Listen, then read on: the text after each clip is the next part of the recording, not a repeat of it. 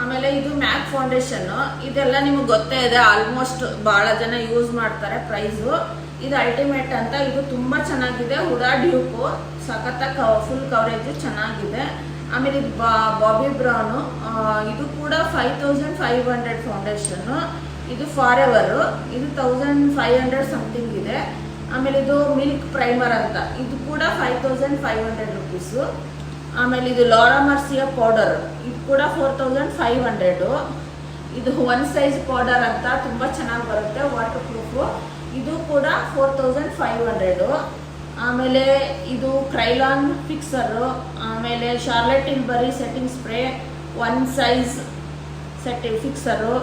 ಆಮೇಲೆ Too face blush, ಇದು ಕೂಡ ನೋಡಿ ಎಷ್ಟು ಚೆನ್ನಾಗಿದೆ ಅಂತ, ಇದು ಕೂಡ 3000 ರುಪೀಸ್, ಎಷ್ಟು ಸ್ಮಾಲ್ ಇದೆ.